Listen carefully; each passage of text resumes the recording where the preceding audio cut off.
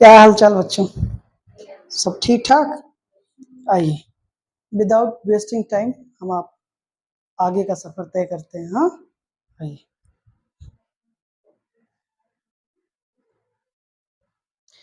In the animal kingdom,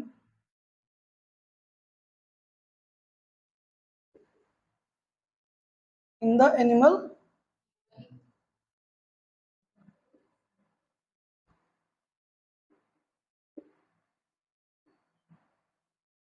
in the animal kingdom, some nervous systems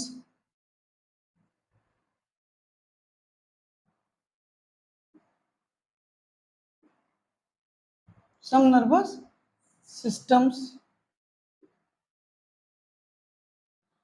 are much faster than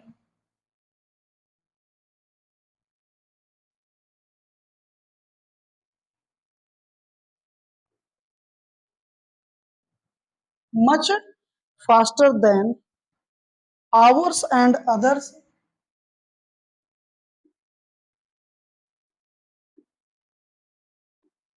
ours and others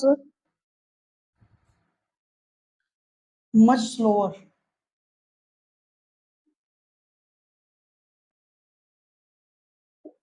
चलिए बताइए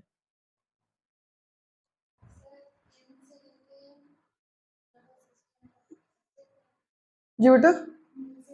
सबसे पहले आप subject बता दीजिए, बस इतना बता दीजिए मुझे। इन से लेकर नर्वस सिस्टम तक क्या हो जाएगा? पॉसिबल है नहीं बेटा, जरूरी नहीं है कि सब्जेक्ट में सब्जेक्ट स्टार्टिंग में ही आए। क्लास 5th में नहीं है आप? हाँ, क्या बात है मेरी, वाह, गुड।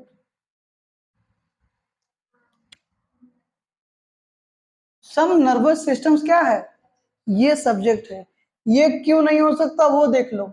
इन प्रीपोजिशन और द एनिमल किंगडम, इस प्रीपोजिशन का क्या है? ऑलरेडी ऑब्जेक्ट है, ये प्रीपोजिशन है। और ये जो एनिमल किंगडम मतलब नाउन फ्रेज हुआ ना, ये इसका क्या है? ऑब्जेक्ट है। ये कैसे सब्जेक्ट बनेगा? ऑब्जेक्ट किसका पार्ट है? प्रेडिकेट का। वर्ब ऑब्जेक्ट कॉम्प्लीमेंट भूल गए क्या? अब वो ऑब्जेक्ट चाहे वर्ब का हो चाहे प्रीपो, भूल गए क्या? एडजेक्टिवल फ्रेज को छोड़ करके, समझ गए ना? तो ये तो इस प्रीपोजिशन का क्या हो गया बेटा? ऑब्जेक्ट हो गया। सम क्या है? डिटरमाइनर है। नर्वस सिस्टम्स, सिस्टम्स है हेडवर्ड आपका, क्या है? हेडवर्ड है। आर क्या है? वर्ब है। नर्वस क्या है? डिटरमाइनर और सिस्टम्स हेडवर्ड के बीच क्या एडजेक्टिव भी आएगा, सीधी सी बात है, जिसको आप क्वालिफायर भी कह सकते हैं। क्लियर? कोई दिक्कत? बोलिए, किसका काम कर रहा है ये? सब्जेक्ट का। ये पूरी एक फ्रेज है ना, सम नर्वस सिस्टम, कौन सी फ्रेज है? Noun phrase. क्योंकि सिस्टम्स के बारे में नर्वस और सम दोनों किसके बारे में बात? सिस्टम्स के बारे। और सिस्टम्स क्या है? नाउन है। तो सम नर्वस सिस्टम्स क्या हो गया बेटा? नाउन फ्रेज हो गया, ठीक है, जो कि फंक्शन किसका कर रहा है बेटा? नाउन फ्रेज है, किसका काम कर रहा है? सब्जेक्ट का, उस वर्ब के सब्जेक्ट का। क्लियर? कोई दिक्कत यहां तक? क्लियर है ना? ठीक है। मच स्लोअर इसमें क्या है यही बता दीजिए बस। वो सब्जेक्ट उस आर वर्ब का है, ये भी जान लीजिएगा। मच स्लोअर बता दीजिए जरा।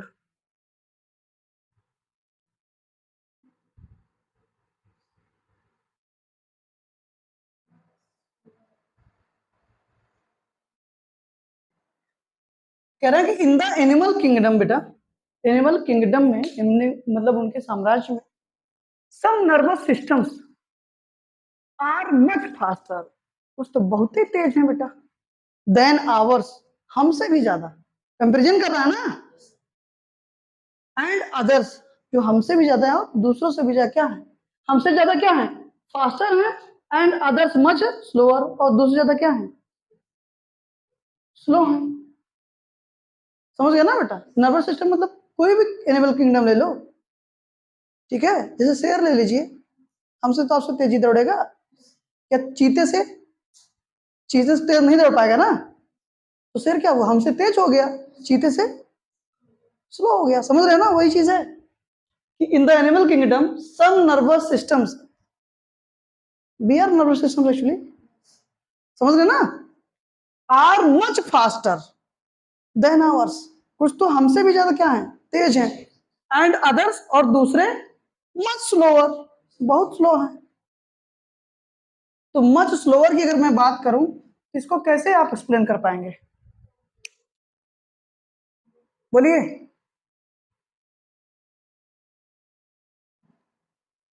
फ्रेज बता दीजिए जरा। Adverb phrase,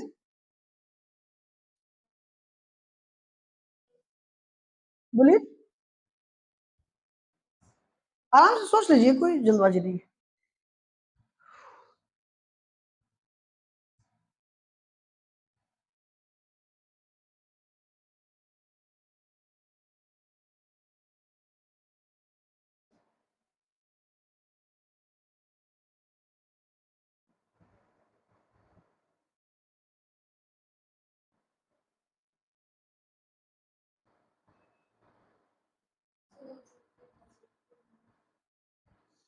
you are slow, you are slow, उसी की कॉम्पिटिटिव डिग्री है वो, एडजेक्टिव की कॉम्पिटिटिव डिग्री। समझ रहे नहीं मेरी बात आप? मच क्या है, एडवर्ब, स्लोअर क्या है, कॉम्परेटिव डिग्री ऑफ, वही तो है ना, ये पॉजिटिव डिग्री है, कॉम्परेटिव डिग्री ऑफ, क्लियर ना? तो बात तो इसकी है, तो फ्रेज कौन सा होगा, समझ में आई नहीं बात? क्लियर? इधर देखिए आप, coordinate conjunction, much faster, much slower, same rank के स्ट्रक्चर्स को जोड़ता है, ये भूलिएगा मत, ये सब चीजें दिमाग में रखिए।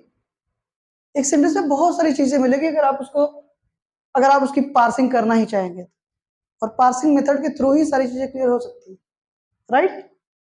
यहां तक कोई कंफ्यूजन? एकदम क्लियर है ना? आगे चले, ठीक है। एक छोटा सा मेरा सवाल है, अगर ये एडजेक्टिव फ्रेज है तो ऑब्जेक्ट तो बन नहीं सकता, ऑब्जेक्ट तो बन नहीं सकता, तो क्या है वो, कौन सा कॉम्प्लीमेंट है, इतना बता दो बस। यहां पर मच स्लोअर जो है वो कौन सा कॉम्प्लीमेंट है, how many kinds of compliment, compliment बताना है कौन सा कॉम्प्लीमेंट है। दो ही प्रकार के कॉम्प्लीमेंट होंगे बेटा, सब्जेक्टिव और ऑब्जेक्टिव। अब बताइए, सब्जेक्टिव, आपको सब्जेक्टिव भाई, सब नर्वस सिस्टम क्या है बेटा, सब्जेक्ट है, यही तो हमारा सब्जेक्ट है, ये पूरा पूरा का पार्ट ये क्या हो गया, सब्जेक्ट हो गया, सब नर्वस सिस्टम। तो वही तो तेज और फास्टर और स्लोअर है, तो मच स्लोअर कॉम्प्लीमेंट होगा, तो कौन सा कॉम्प्लीमेंट होगा, सब्जेक्टिव कॉम्प्लीमेंट, या फिर सब्जेक्ट कॉम्प्लीमेंट जो आप कहते हो। क्लियर? समझ आ रहा है ना? ऐसे समझना पड़ेगा आपको। आगे चले, अच्छा सेंटेंस था, बढ़िया एग्जांपल था।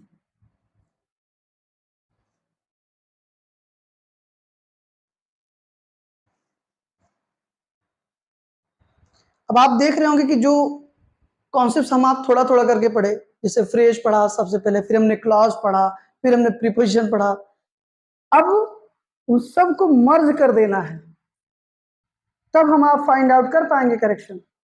ये मान लो पूछ लिया कौन सा क्या चीजें हैं, तभी एक्सप्लेन कर पाएंगे आप। और इसी की मैं बात कर रहा था, इसी की मैं बात कर रहा था, there is a lot of difference between academic English and competitive. समझ गए ना? बहुत अंतर नहीं है, थोड़ा सा दायरा बेटा बढ़ जाता है। शुरू में देखो क्या होता है कि हम चीजें थोड़ा थोड़ा करके सीखते हैं ना। जैसे हम आप बाइक सीखे होंगे, साइकिल सीखे होंगे, पहले ब्रेक ऐसे लगेगा, पैडल ऐसी मारी जाएगी, एक्सीलेटर ऐसे दिया जाएगा, यही सीखे ना। और जब सीख जाते हैं, हाईवे पे जब चलाना होता है, स्टार्टिंग में हम आप जब गियर लगाते थे तो नीचे देख के लगाते थे, अगर बाइक चलाना शुरू करते थे। अब हाईवे पे जब हम चलाने लगे, मतलब एकदम आने लगा ना चलाने में, एकदम मतलब मास्टर हो गए उसके। तो क्या आप भी गियर नीचे देख के लगाते हो क्या ना? अब तो जो कुछ भी हमने थोड़ा थोड़ा करके सीखा, थोड़ा थोड़ा करके सीखा, थोड़ा सा कैसे क्लच लिया जाता है, कैसे एक्सीलेटर दिया जाता है, कैसे ब्रेक लगाया जाएगा, कैसे गियर लगाया जाएगा, अब इन सारी चीजों को इंक्लूड कर देना है उस हाईवे पर। जहां जब जरूरत, जब फटाक देखो ना, ट्रैफिक वगैरह पे तुरंत कस लेके गैस छटकाएगा, तुरंत लगाएगा, फिर एक्सीलेटर देगा। देखो करते हैं ना हम लोग। तो बस इतना ही अंतर है बेटा। जो स्टार्टिंग बिगनिंग टाइम था हम लोगों को, जो थोड़ा थोड़ा हमने करके सीखा, उसको आप अपनी एकेडमिक लाइफ से रिलेट कर लो, और हाईवे को कॉम्पिटिटिव लाइफ से रिलेट कर लो। That's it. आपको समझ में आ जाएगा कि मैं क्या कहना चाहता हूँ आपसे। क्लियर ना बेटा? हाँ।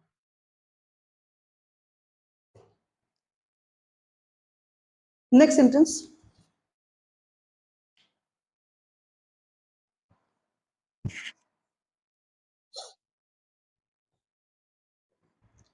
we must choose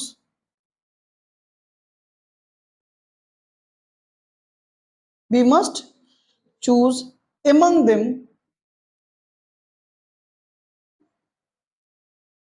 among them, and and decide which of all this, which of all this multitude multitude is the most important,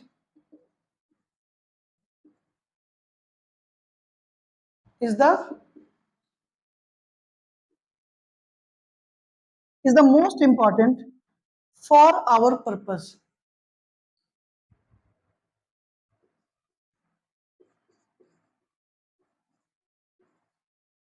चलिए बताइए, सबसे पहले इस पूरे सेंटेंस में आप मुझे सब्जेक्ट बता दीजिए। क्या बोला? मैं बहुत मारूंगा अभी। बी?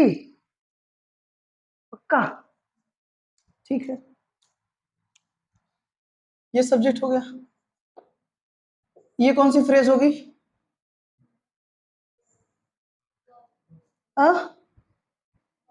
वो फ्रेज बिल्कुल मस्ट हेल्पिंग वर्ब है बेटा, मॉडल है ना।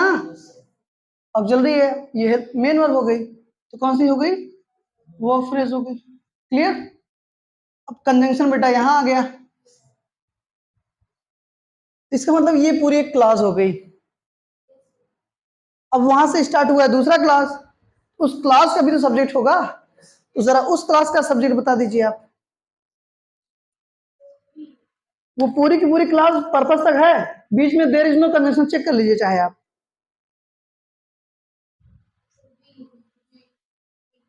बी कहाँ है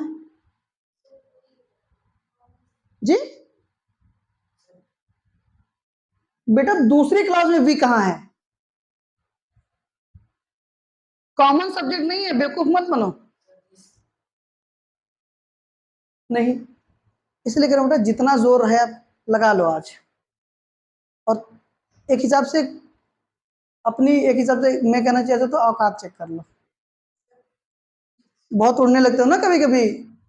आ रहा है, सिर्फ मुझे दूसरे का सब्जेक्ट ढूंढ कर बता दो बस।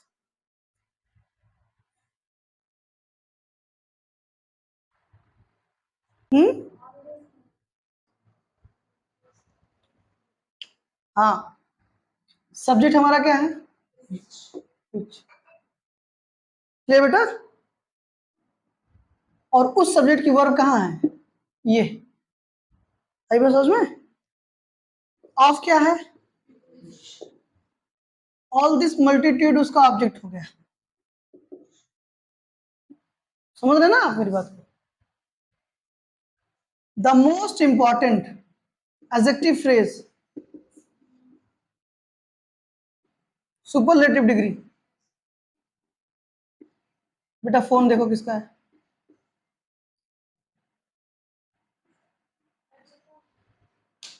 यहाँ तो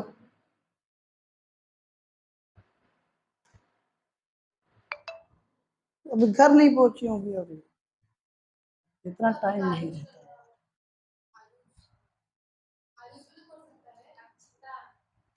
छोड़िए, समझ आ रहा है बेटा ना। द मोस्ट इंपॉर्टेंट क्या है, एडजेक्टिव फ्रेज। सुपरलेटिव डिग्री है बेटा, most, much more, most. Clear. For क्या है, प्रीपोजिशन है। आवर पर्पस क्या हो गया, उस प्रीपोजिशन का ऑब्जेक्ट हो गया। ये डेटा माइनर हो गया और ये उसका नाउन हो गया। समझ में आई बात बेटा, ठीक है। बी मस्ट चूज, हमें चूज करना चाहिए, एमंग देम, उनमें से या उनके बीच में से, एंड डिसाइड, ये किसको ऐड कर रहा है, डिसाइड को और चूज को। सेम रंग के स्ट्रक्चर जोड़ेगा वो। बात फोकस किस पे है, उनमें से चुनिए और डिसाइड करिए क्या, कि which of all this multitudes is the most important. इन सब मल्टीट्यूड्स मतलब, मल्टीट्यूड मतलब a lot of which thing which has lot of function, multiplex, multitude, right बेटा, मल्टीमीडिया मतलब जो बहुत सारे काम करता हो।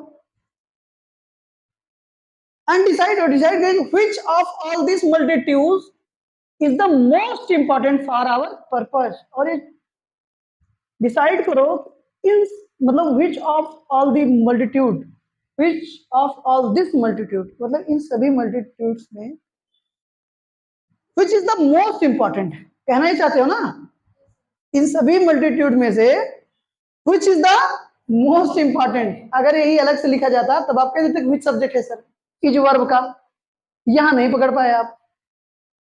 समझ रहे हो ना। तो वही चीज बेटा, आप ये पकड़ लो, जिसे नहीं पकड़ पाए कोई बात नहीं, ये तो जान सकते थे क्या क्या नहीं हो सकता था। सब कुछ तो आपके सामने, कुछ बचा है क्या। ऑल दिस मल्टीट्यूड ऑब्जेक्ट हो गया, the most important adjective phrase हो गया, ऑब्जेक्ट बन नहीं सकता। इज, सॉरी, आप वो सब्जेक्ट बनेगा नहीं, एडजेक्टिव। इज वर्ब है, सब्जेक्ट बनेगी नहीं। फॉर प्रीपोजिशन है, ये उसका ऑब्जेक्ट है, सब्जेक्ट बनेगा नहीं। तो दूसरी क्लॉज में बच ही क्या रहा है, एक डिसाइड बचा, एक विच बचा। डिसाइड वर्ब है, कौन बचा, विच बचा। और अगर इज वर्ब आई है बिना सब्जेक्ट के, आएगी नहीं, इसका सब्जेक्ट कौन है, विच है, दैट्स इट। क्या समझे, मैंने कहा था ना, ये तो एग्जैक्ट पता हो आपको, जैसे मैंने लिख दिया। नहीं तो फिर ये पता करो क्या क्या सब्जेक्ट नहीं हो सकता है।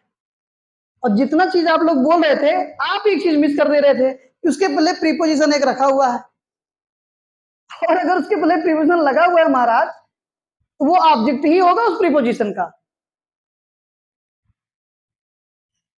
आप समझ रहे हैं ना।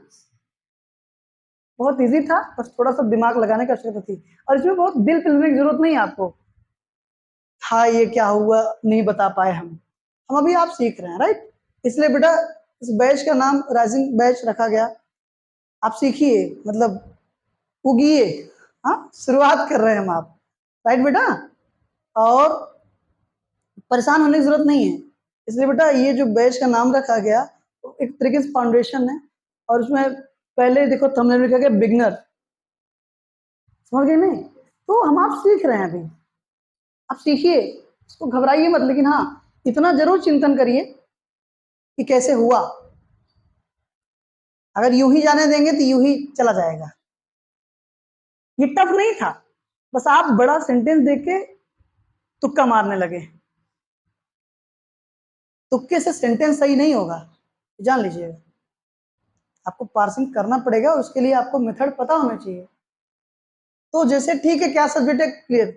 ये देख लो ना क्या क्या नहीं हो सकता, कुछ बचा है उस क्लास में? डिसाइड वर्ब हो गई, कंफर्म है ना?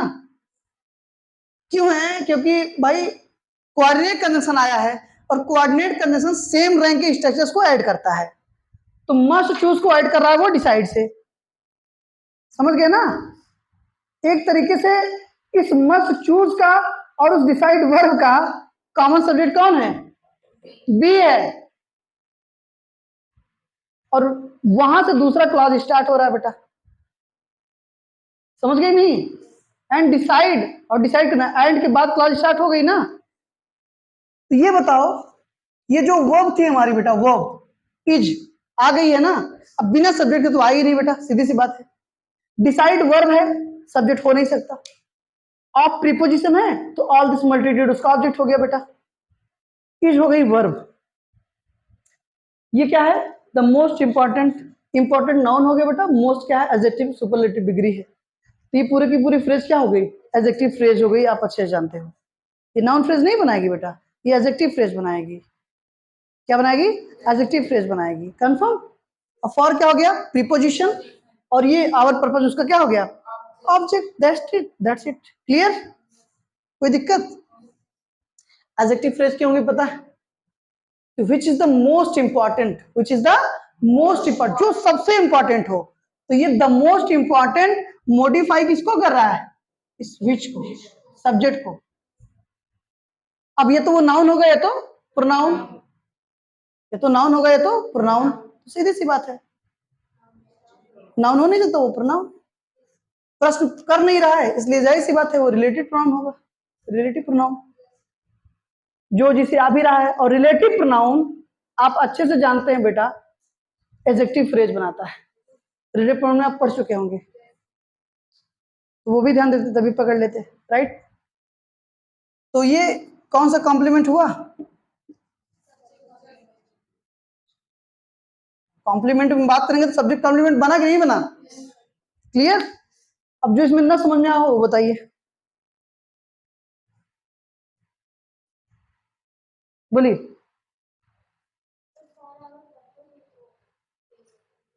क्या? हाँ बिल्कुल है, प्रीपोजिशनल फ्रेज है।